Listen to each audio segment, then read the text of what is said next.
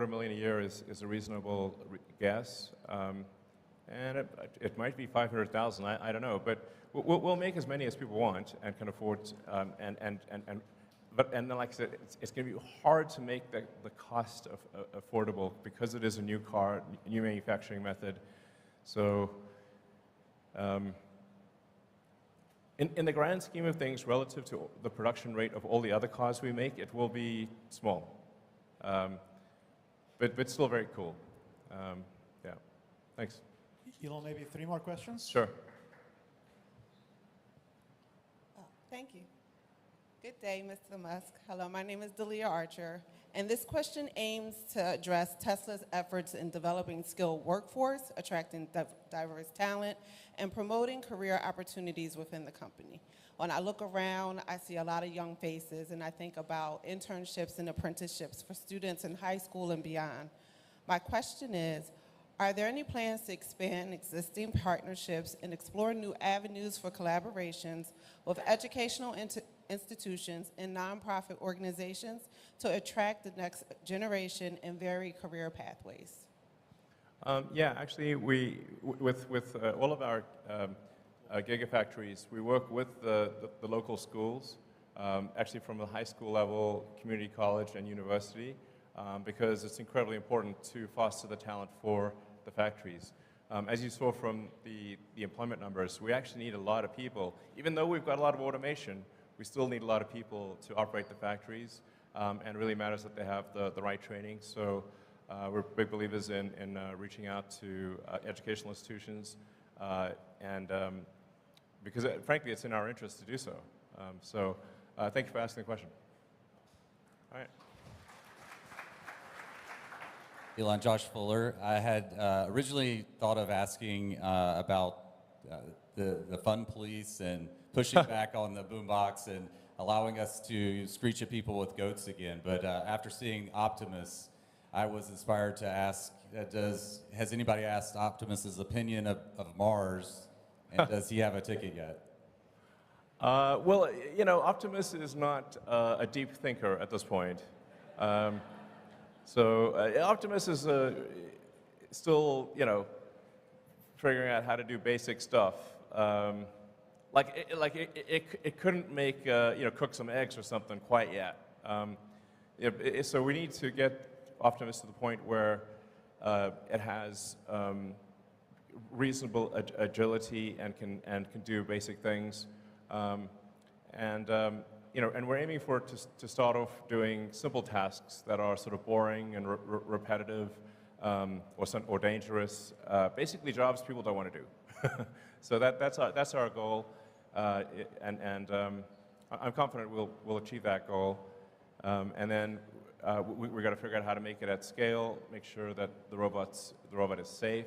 I think it's going to be very important to have a local means of turning it off.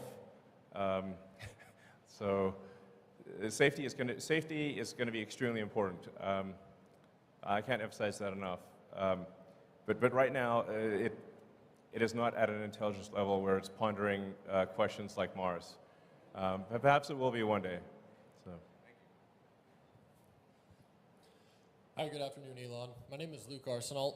I just want to start off by saying a big thank you to you and the team of Tesla for all you guys do. It's been great to see, and I'm so happy for you guys. My question is, with the rise in cybersecurity threats to operational technology and Internet of Things, what steps is Tesla taking to protect the company itself and its products from these threats? Also, as a suggestion, because I know you like suggestions, for the navigation, do you think we could do something on the UI that adds in when you're about to take the off-ramp to show a picture of that exit, kind of like other map systems do? And then also... Oh man, this is a lot of questions. One of my friends wanted to get a shaka from you, if that's possible. Okay. Well, we are constantly improving the navigation system, and being robust to hacking is incredibly important. In fact, we conduct a lot of sort of third-party hacking contests to try to get the best hackers in the world to break into our cars. And actually, no one has yet actually broken into a Tesla in a way that would allow you to really control the car in a significant way. But they have gotten to where they can like honk the horn and mess with the infotainment system. And I'd like to thank them for their efforts. So we take information security extremely seriously. For navigation, yeah, there's definitely things we can improve there. But really, down the road, navigation visuals are not going to matter very much because the car is going to take you wherever you want to go. Yeah. As for pictures, I have to decline, unfortunately, because otherwise, if I say, I actually hate being rude to people. So if I say yes to one person, then it's like selfies for a zillion. You know, it gets kind of crazy. So, but thanks for asking. Maybe we'll take one or two more questions, actually. So, sure. I don't know. Okay, what's your issue? Sorry. Hello. I had a question on the efficiency. I don't know if you've been paying attention to Aptera, and I was curious if you thought that was a space that you could see Tesla getting into, as far as not just an efficient manufacturing process, but also the actual car itself and range. Or just buy. I'm not super familiar with them, but we have a lot of we have a lot of products to get done. It's not like it's never a shortage of ideas. Ideas, frankly, I find ideas to be somewhat trivial, but the execution of the idea is extremely difficult. And as I said, like prototypes are easy, production is hard. Production and cash flow positive is excruciating pain that you like at a level you cannot believe. So it's not product ideas; they're irrelevant. That's what I think of them. It's sort of like the idea of going to the moon. That's not that's irrelevant. Getting to the moon is the hard part. So, okay. So maybe one last question. Yeah. Elon, John Lopez from Orlando here. I've got two things for you real quick. The first one is with rideshare being a growing thing, especially with Tesla owners, are we going to get a guest mode option available for that? The second thing is as an X-Plaid owner, I would really love to get track mode. As a what, sorry? X-Plaid. Well, Plaid has track mode. The Model X Plaid does not, though. Oh, Model X. Yeah, we can probably add that, sure. Yeah, no problem. So, rideshare is a bunch of these things will really not be relevant in a self-driving world. You can summon the car and take you somewhere, and if you want to add someone to that ride, you can if you want to. But overwhelmingly, it is about achieving self-driving, full self-driving. And you know, I think we're really getting to the final stages of full self-driving where, I mean, I drove for several days around Austin, just dropping pins in random locations, and had 0 safety interventions. So it's really, and even in the city of San Francisco, which is very complex, I haven't had a safety intervention in a long time. So I think it's getting to the point where, you know, admittedly, I have been optimistic about this in the past, but I think this time.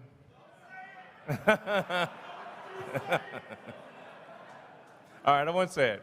All right, fair enough. All right.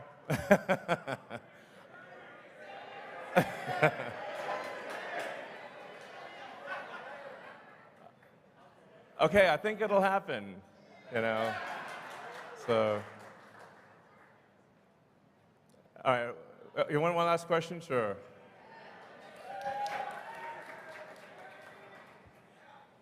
So first, congratulations on your decision to try advertising. We all want Tesla to pass Apple in market cap. I didn't realize people wanted it that much. Okay. It's good that a lot of people agree. So earlier this year, you cut prices on everything, 15, 20%. More recently, you've been raising prices on Model Y, Model S, Model X. And can you just talk about the pricing strategy on Model Y going forward and keep it separate from the decision to bring out the next-gen vehicles that we all agree is going to, blow the doors off on volume. But just on Model Y, it's the best-selling product in the world. Can you just talk about strategy of pricing going forward on that? I mean, it's pretty straightforward. I mean, we see what the demand is, and then we adjust pricing to meet the demand. Now, the thing is that what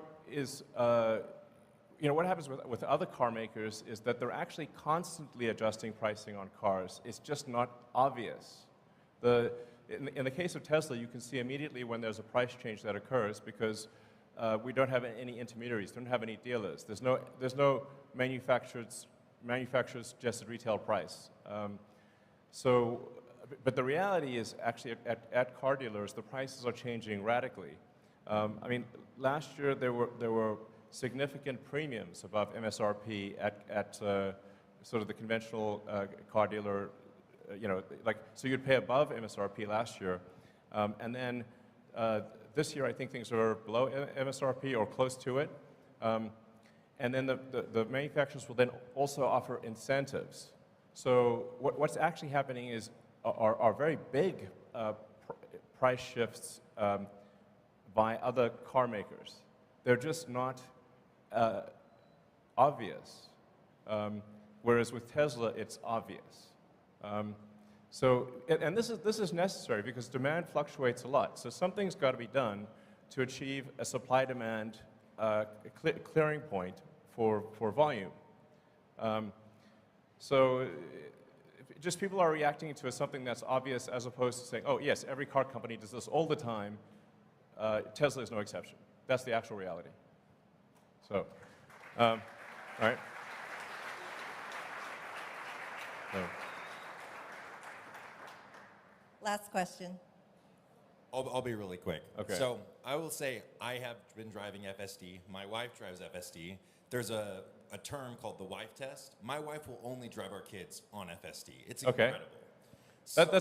That is a great. I mean, the sort of significant other test is a very a good test because for a while there was like friends or significant others would be like, please don't put it on. It's too scary. But then it's getting to the point where, I mean, it's going to be just smooth as silk. So, in fact, you'll be able to visually tell, perhaps even now you can, visually tell if the car is being driven on FSD or manually, because if it's being driven on FSD, it's smooth and precise. And if you look at if you actually closely observe cars going down the highway, the people are constantly moving in their lanes. So the cars are like doing this all the time when they're manually driven. If it's actually on FSD, it's dead center in the lane. It will actually get to the point where it is not merely, and maybe is at that point, not merely safer than a person, but actually way smoother than manual driving.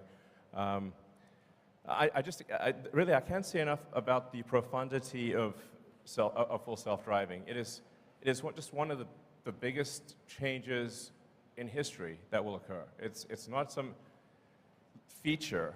it's like a profound. It's really as profound as electrification. And that we already have millions of the cars on the road that will literally achieve this with a software update. I mean, that's like head exploding emoji, I think probably a lot of people in this room realize it, but most of the rest of the world doesn't. Yeah, so.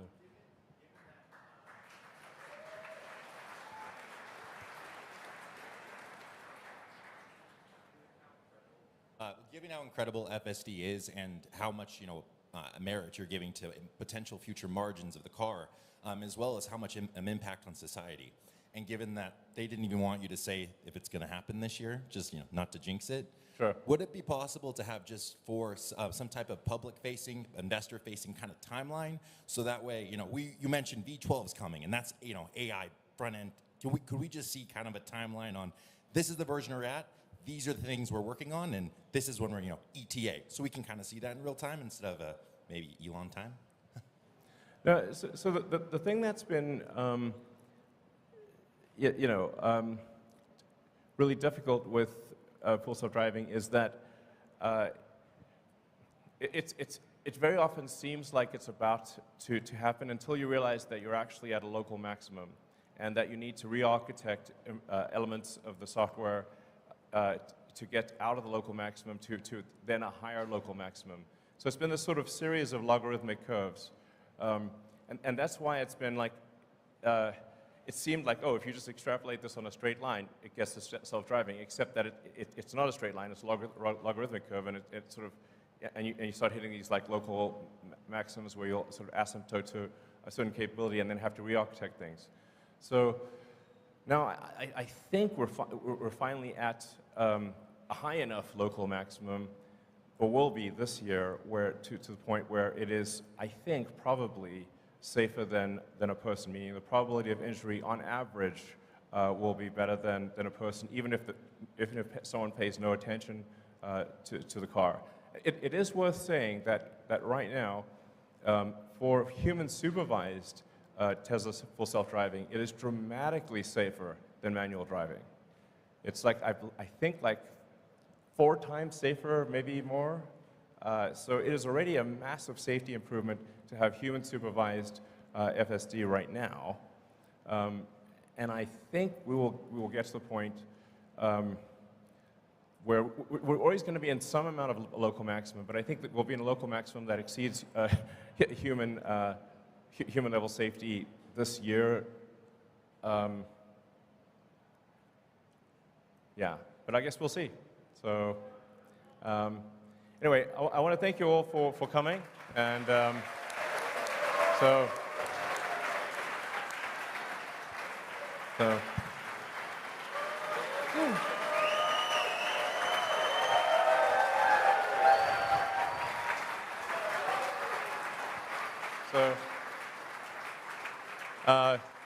Just want to say, like, you know, your support is super appreciated, and you know, as I say, a friend in need is a friend indeed, and supporting Tesla when the chips are down, those are the real friends, and you're them. So thank you. All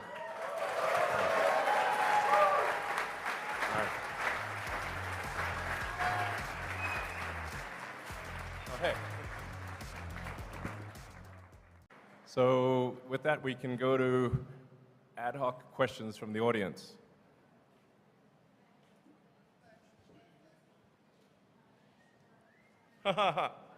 Okay, definitely the person in the Optimus outfit with the red cowboy hat.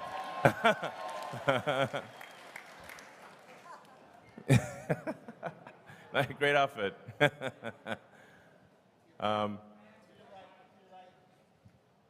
Sure.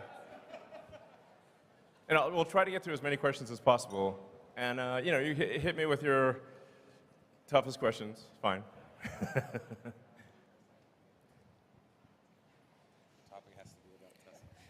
Okay, it is. Hey, Dad, it's your son Optimus. Hey, kid. I wanted to. Do you see it more likely that you guys will have an RV first or a cyber camper? Well, we don't have any plans to build an RV quite yet, although I can certainly see how Cybertruck could be converted into an RV, and we are adding a lot of sort of attach points to Cybertruck, so others can build things. You know, somebody could have a startup, or other companies can build things that are attachments that enhance Cybertruck and turn it into a camper, essentially. Because I think it'd be really cool to have all these like third-party things available for Cybertruck. Awesome. Thank you. All right. I mean, you could also probably just, you're that close, you could just say it or something, I don't know. Actually, we'd like you guys to queue up behind us. So Okay. 3 mics. All right. Yeah, so Go just ahead yeah, and queue go up. in line. Thank you. And try to make the question short so we can get through a lot of questions.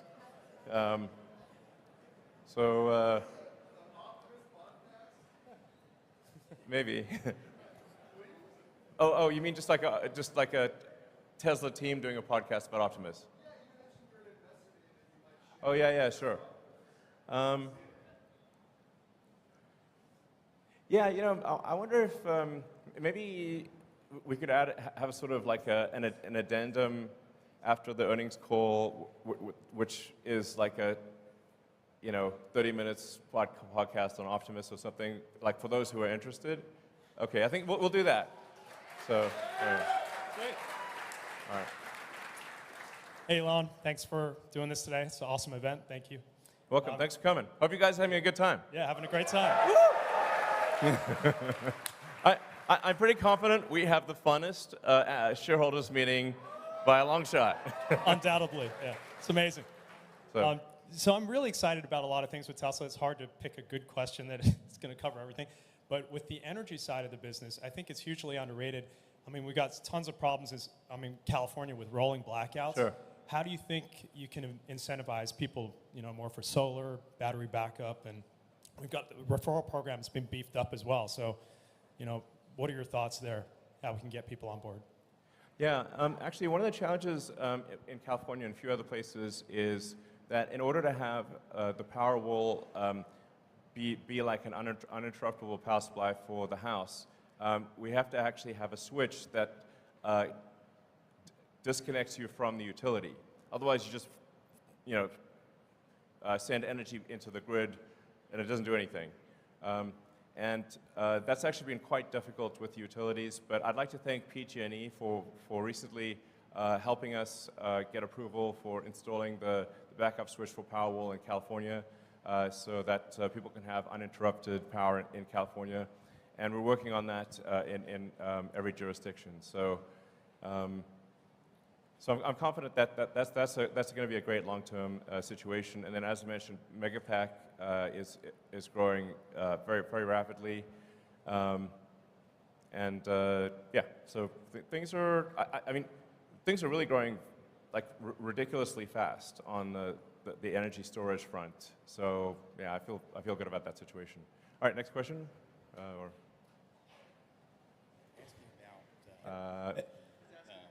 Great. Hey, Elon, a lot of people have just kind of been wondering, how are you doing?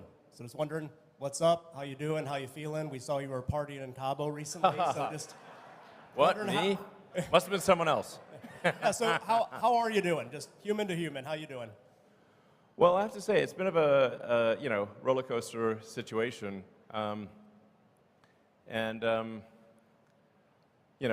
Like, it's actually pretty rare for me to be at a party. So that's like the first party I've been at in a while. And actually wasn't even going to go to it. Then my brother talked me into it. So thanks, Kimball. Yeah, I have to say, like sometimes the work pain level is quite excruciating. And then on top of that, I get dumped on in the press. So it's like, it's not exactly super fun. There was a short-term distraction because I had to do like some major open heart surgery on Twitter to ensure the company's survival. But that, I think Twitter is now in a stable place, and obviously very excited to have Linda Yaccarino join. And so I think Linda's going to do a great job running Twitter. I'll provide, obviously, guidance on technology development. But as you can see, I think Twitter at this point has released more new features than the last